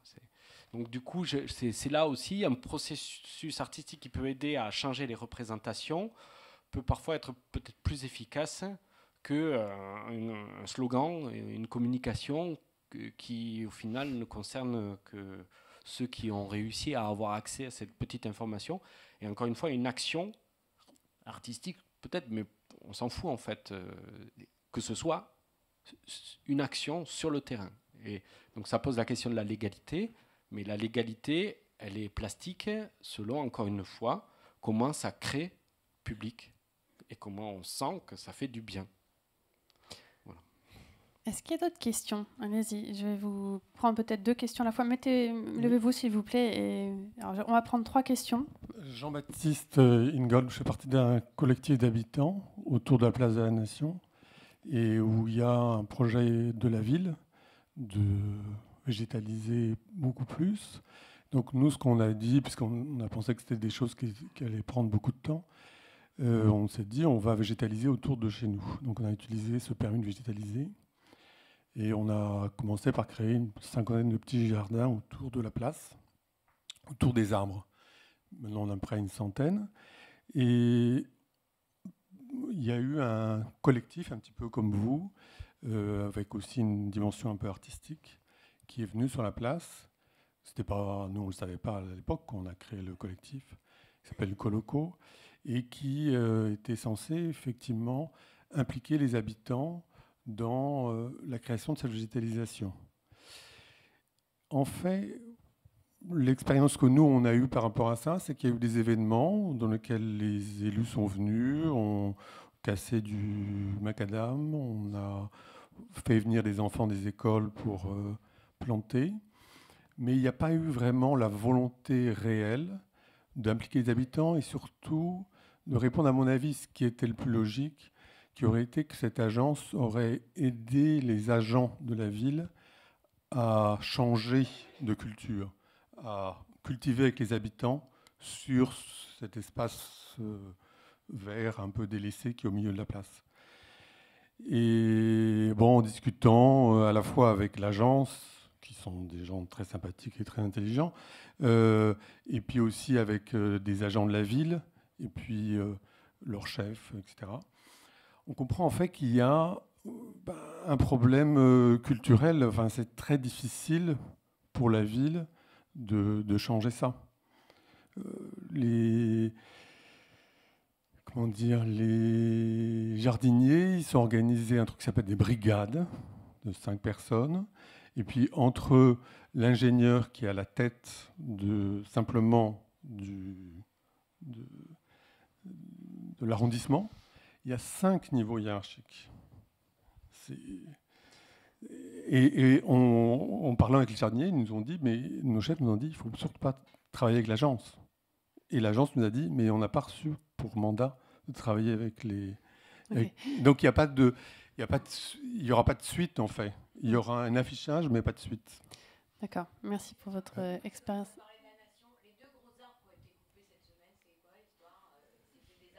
Moi, je ne fais pas partie de la mairie, hein, naturellement.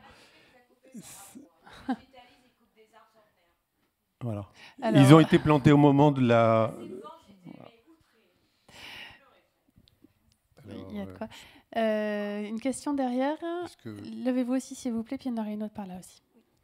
Bonjour, je m'appelle... On ne vous répond pas?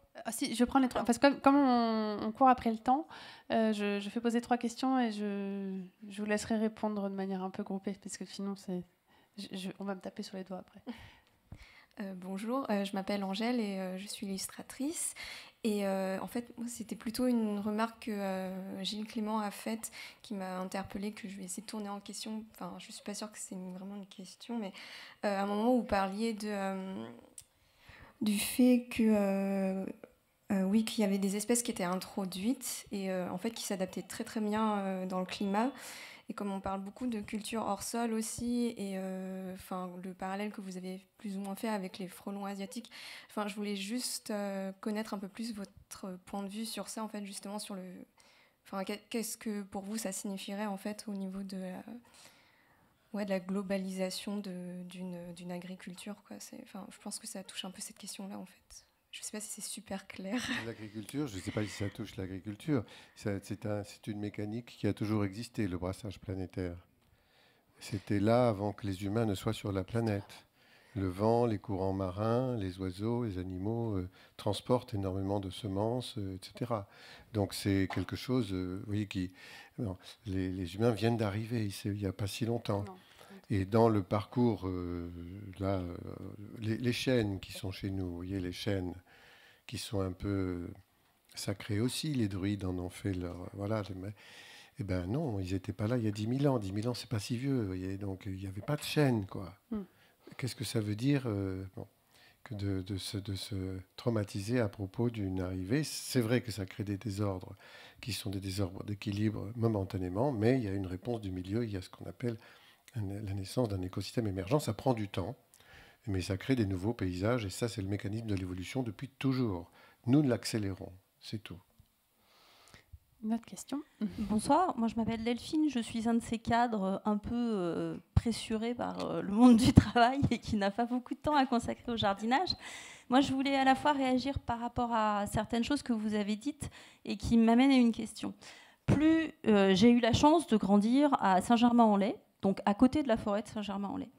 Je suis née en 1968 et quand j'étais au primaire, il y avait ce qu'on appelait les classes vertes. Et comme j'étais à côté d'un environnement naturel, entre guillemets, qui est quand même une forêt, qui a une partie d'autogestion, on nous a emmenés découvrir, capturer les têtards dans la mare pour comprendre, apprendre à reconnaître les arbres.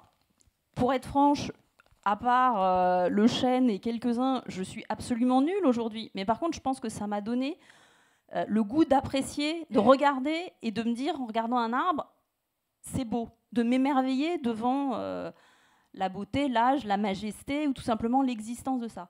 Et j'ai eu la chance aussi de grandir avec des grands-parents qui avaient une maison en Normandie, des parents qui allaient en Bretagne tout le temps. Et aujourd'hui, c'est mon poumon d'oxygène.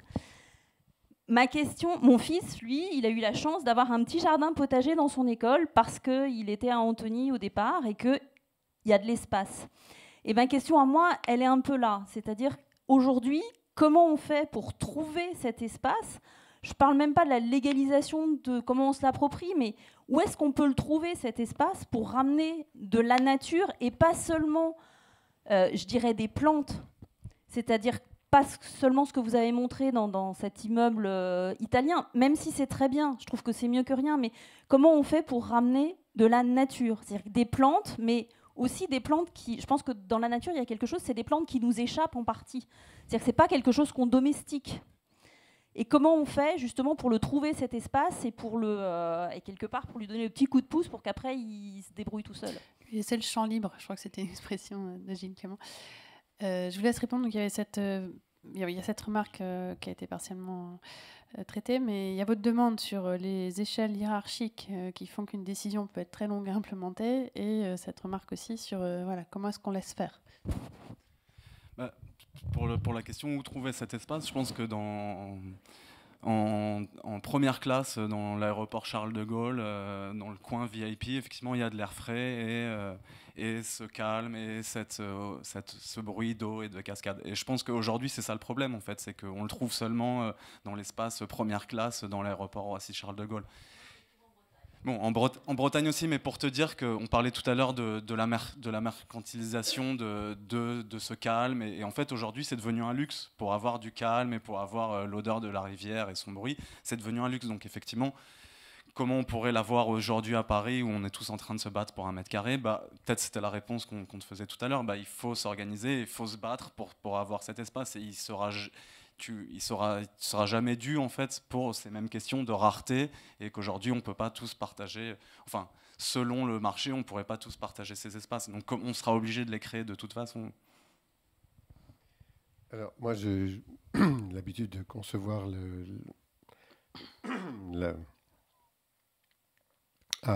l'agrandissement du territoire urbain comme une petite catastrophe qui mange les terres agricoles, de façon un peu... et toutes les terres vivraient, parce que généralement les villes se sont installées dans des endroits où c'était facile de cultiver. Donc c'est très mal conçu de continuer à manger le garde-manger, quoi. Il vaudrait mieux s'installer ailleurs. Mais de toute façon, tout aménagement génère un délaissé. Et c'est sur ce délaissé qu'on peut éventuellement imaginer faire quelque chose qui n'était pas prévu. Et un délaissé dont personne ne voudra s'occuper. Il faut le demander. C'est pas toujours joli au départ, hein, mais c'est souvent quelque chose d'utilisable. Et dans certains délaissés, dans l'histoire des tissus, de l'expansion des tissus urbains, il y a eu des gens qui se les sont appropriés. Alors évidemment, là encore, on est dans la prise de terrain. Mais finalement, il appartient, d'un point de vue cadastral, il appartient toujours à quelqu'un, à une institution, mais qui s'en fout, qui s'en occupera absolument jamais. Donc c'est une possibilité. Sinon, il faut carrément aller dans un autre... ailleurs, quoi. Ailleurs que dans la ville, en Bretagne, bon, par exemple. Mais il y a les dents creuses aussi, c'est-à-dire ce sont ces dents creuses dans le tissu urbain dense qui momentanément ne sont pas construites encore, attendent d'être construites, et qui deviennent des jardins avec une autorisation, un bail précaire, puisque c'est un bail qui est tributaire de l'époque où on voit, qui va peut-être disparaître. Bon, mais en principe, c'est pas toujours comme ça, mais souvent, quand on supprime quelque chose qui est un jardin, qui est souvent un jardin partagé, hein, dans la ville, dans une dent creuse, parce qu'on va construire, on propose à l'association ou aux associations, ils sont quelquefois plusieurs, d'aller se mettre dans une autre qui vient de se créer. Donc il y a cette... mais sinon, le choix n'est pas énorme, hein. Bon, après, je répondrai à la nation. Enfin, non, à la place de la nation.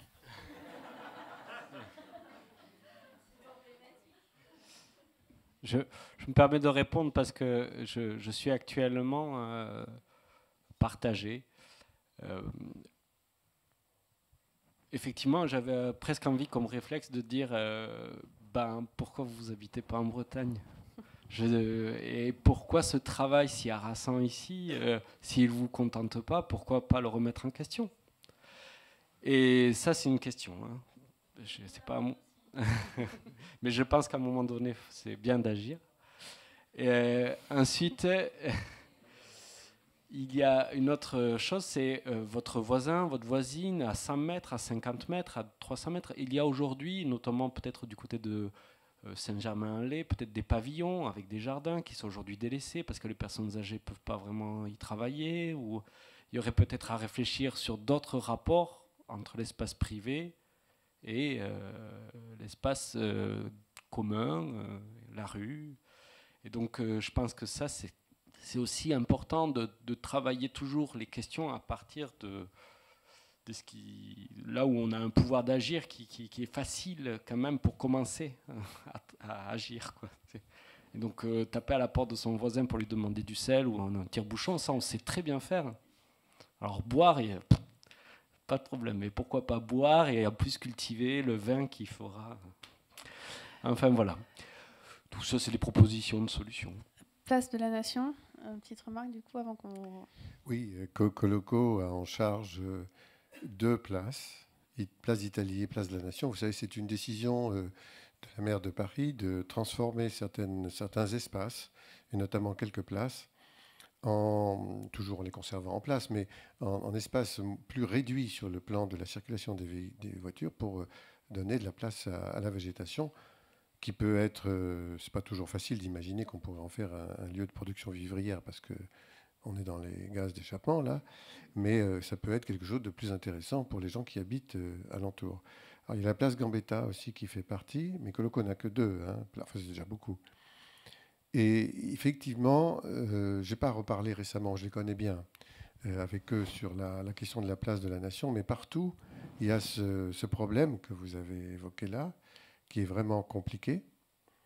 C'est le fait qu'il y a une hiérarchisation dans les fonctions sur le territoire d'entretien des villes, des espaces verts dans les villes, à Paris énormément, et une mobilité aussi. C'est-à-dire que ceux qui vont s'occuper d'un parc ou d'un jardin là, moi j'ai eu affaire au début avec le parc André Citroën à une équipe qui a très vite disparu.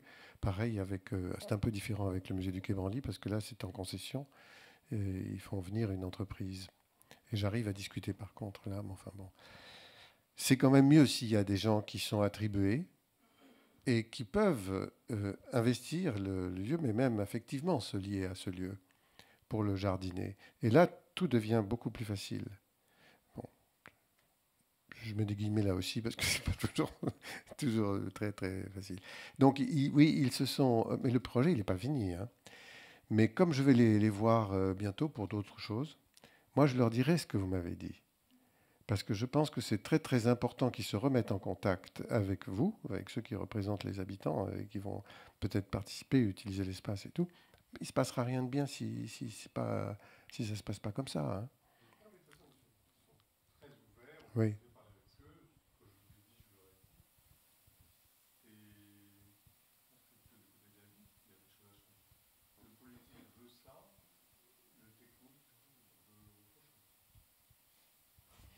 Alors, je crois qu'il y a encore quelques questions. Ça va être la dernière série de questions qu'on prend, parce qu'après, on doit mettre fin. Puis, il y a des ateliers de seed bombings et un apéritif qui est prévu.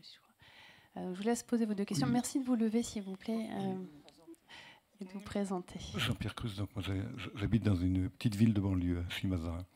En fait, on a quand même quelques outils qu'on peut s'approprier. Il y a maintenant l'obligation partout de faire des plans climat dans les agglos, dans les villes. Je ne dis pas que c'est facile. Il y a les PLU, où il y a des enquêtes publiques, où on peut intervenir, on peut faire des propositions. C'est un boulot énorme. On s'y colle et il y a des outils juridiques. Là aussi, c'est pas facile. C'est énormément de boulot. Mais si on arrive à se constituer en association, je vous assure qu'on peut bloquer pas mal de choses et on peut créer pas mal de choses aussi. Bonjour, donc c'est au sujet de la place de la Nation également. Et pour revenir sur Coloco, je pense ce qu'il faudrait qu'ils puissent faire, alors c'est peut-être un problème de relation avec la mairie, ils n'ont peut-être pas les moyens, enfin je ne sais pas, mais c'est de effectivement mobiliser les habitants. Moi j'ai parlé avec eux, je leur ai dit écoutez c'est gentil d'envoyer une newsletter mais qui arrive d'une manière très aléatoire de toute façon, mais enfin il y a quand même des gens qui ne regardent pas leur mail toujours, et puis il y a des gens qui n'ont pas d'ordinateur, etc., etc. Et ce qu'il faut c'est un affichage dans la ville, vraiment dans les boîtes aux lettres et des affiches un peu partout, parce qu'autrement les gens ne se sentent pas concernés. Et vraiment je vous mets au défi de trouver autour de la place de la Nation plus de peut-être une trentaine de personnes qui savent ce qui se passe sur la place de la Nation. Et pourtant, bon, Jean-Baptiste, voilà, il y a des actions qui sont menées, mais ça, c'est nous, les habitants, et ce ne sont pas les gens des colocos qui mènent la danse. Hein. Alors, je ne sais pas, j'espère qu'ils peuvent avoir des moyens pour imprimer des flyers. Je leur ai dit, mais attendez, il y a un budget, la mairie de Paris a donné un gros budget pour cette opération. Est-ce qu'on ne peut pas imprimer des flyers ? Et nous, les habitants, on va les mettre dans les boîtes aux lettres, il n'y a pas de problème. Des centaines de personnes vont être informées. Et ils m'ont dit, mais ça coûte bien trop cher d'imprimer des flyers. Ah ben j'ai dit, à quoi sert l'argent alors ? Voilà. Et je vais leur dire ça. Ah ouais. Et juste une deuxième chose qui n'a rien à voir, mais je vous le dis parce qu'une personne avec qui j'en parlais là hier m'a dit il faut que ça se sache. Bon, je suis tombée tout à fait par hasard sur le Wikipédia de la maladie de la sclérose latérale amyotrophique, SLA. Pour une raison X. Et puis, j'ai vu tout à fait en bas de cet article qu'en Italie, il y a et pas seulement en Italie, une surreprésentation enfin, dans la population qui a cette maladie chez les footballeurs. Ah. Et puis pas seulement, il y a aussi des tennismen, tout ça. Bon bref, il y aurait une relation avec les pesticides qui sont utilisés pour les pelouses, du terrain de foot, etc. Donc il y aurait du Roundup, ou peut-être même d'autres molécules, je ne sais pas, que le glyphosate, dans les pelouses pour les sportifs. Donc, je crois qu'il y a eu un article récemment. Voilà, c'est tout. Il y a eu un article récemment, je crois dans SoFoot, je crois d'ailleurs, non ? C'est un ami qui l'a écrit. Une dernière question, parce que... Oui, une dernière question, parce qu'on doit s'arrêter. Alors, il y aura la dame juste après. Oui, aussi. Jean-François Drevon, je suis architecte. Je voudrais vous poser la question sur l'origine du besoin de végétaliser la ville à ce point, alors que la ville ne représente que 2% du territoire mondial, et qu'aujourd'hui, ce qui se passe, c'est plutôt l'industrialisation de l'agriculture.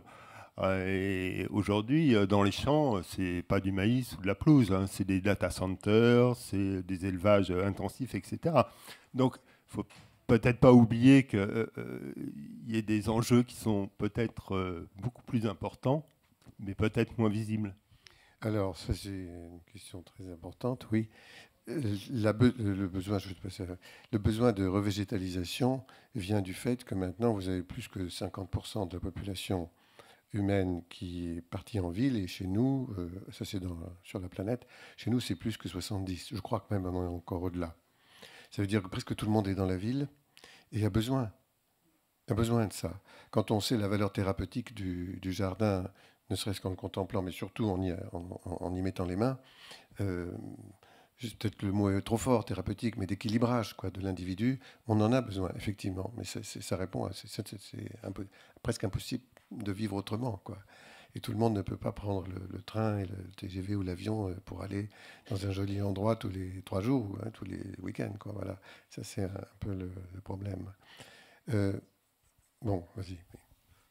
Pardon, Gilles, c'est vrai que ça me chatouillait le micro, mais encore une fois, on n'aidera pas les agriculteurs à cultiver leur terrain, on n'arrivera pas à aider les éleveurs à soigner autrement leurs animaux si en ville, il n'y a pas une culture du vivant qui permette de comprendre les enjeux auxquels les agriculteurs, les vaches et les poules sont confrontés. Donc il faut ces mêmes animaux, d'une manière ou d'une autre, en ville. Et c'est important de montrer qu'il n'y a pas de rupture, il y a une continuité du vivant, et quels que soient les écosystèmes dans lesquels les humains vivent. Et il faut repenser totalement l'idée de l'habitat. Bon, donc vous, en tant qu'architecte, je vous souhaite vraiment de penser l'habiter